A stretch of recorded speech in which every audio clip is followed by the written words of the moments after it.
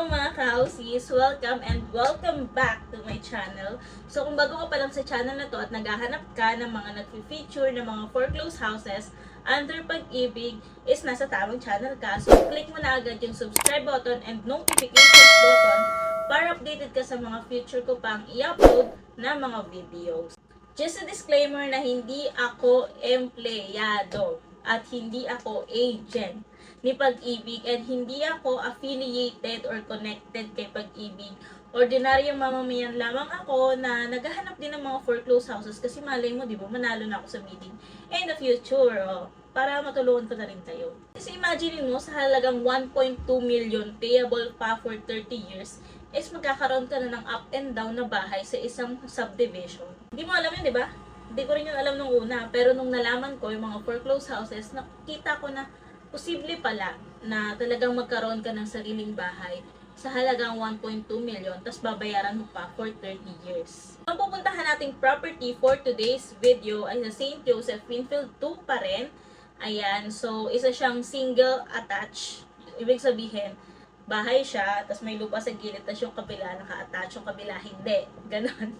Sana na-gets nyo. Under nga pala ng second auction itong property na to, ang ibig sabihin, if ever na ikaw yung manalo sa bidding, meron ka pang 10 to 20% discount na makukuha kay Pag-ibig. So without further ado, puntahan na natin. So as I mentioned earlier, ito ay under ng second public auction, NCR Tranche SPV 260. Ang kanyang bidding duration ay around January 22 hanggang January 26, 2024. Samantalang ang opening of bids ay sa January 31, 2024. Ito nga pala yung clubhouse ng St. Joseph Winfield 2. Kung makikita nyo, super lawak niya. And may mga ground siya na pwede kayo mag-picnic sa harap. And dun sa may bandang kanan, ayan, meron siyang mga park. Ito din pala yung itsura ng hindi pa natatayo na parang framework pa lang. At ayan, di ba, nagganyan-ganyan pa ako. Hindi nyo kaya. Kasi wala pang mga tao, so hindi pa ako nahihiya.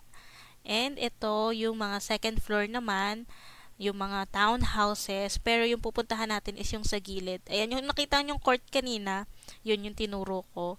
And then, ito na yung mismong property. Super lapit niya sa court, so madali lang siyang mapuntahan. And if titingnan nyo, ito yung environment niya, super lawak nung harap na daan sa harapan niya, kasi parang may dalawang kalye na pinagdugtong. Ayun. So, ito na yung property. Ang kanyang lot area ay 60 square meters.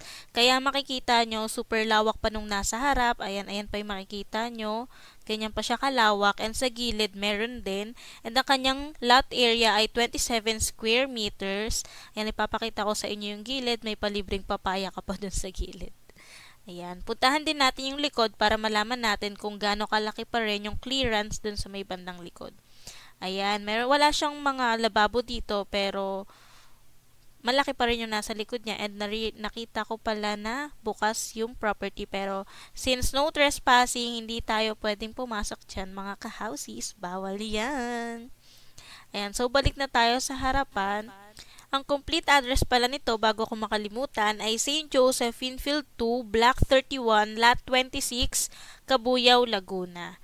Ayan, ang starting bidding price nito ay around 1.2 million pesos and with that, ang estimated na monthly amortization nyo for 30 years long-term installment kay Pag-ibig is around 5,400 pesos. And syempre, ang magiging down payment nyo dito is nasa around 60,000 pesos. As you can see, ito yung loob niya, bare finish yung property and makikita nyo yung lapag niya is naka-finishing lang and yung mga walls is naka-primer. So, pero okay na okay pa rin kasi mga bintana, yung mga doors, okay na okay pa rin. So, pwede nang lipatan agad if gusto nyong lipatan na agad. May mga internet providers na rin pala talaga na nag-render dito sa area nila and also yung tubig is under siya sa kanilang katangke, hindi siya under sa Laguna Water, and yung kanilang kuryente is under sa Meralco. Ayan, so if ever na interested kayo sa property na to, ilalagay ko dito yung full details. Pause nyo na lang if ever na interested kayo sa property na to. And if nga pala, if ever na may questions kayo, requests or suggestions, just comment down below or message my Facebook page for close houses if ever na urgent yung inyong katanungan. And sana nakatulong ako sa paghahanap nyo ng mga foreclosed houses under Pag-ibig. And if yes, don't forget to subscribe and click the notifications button para updated kayo sa mga future na i-upload ko pa in the future. Ayun lamang, hanggang sa muli mga ka-houses. Paalam!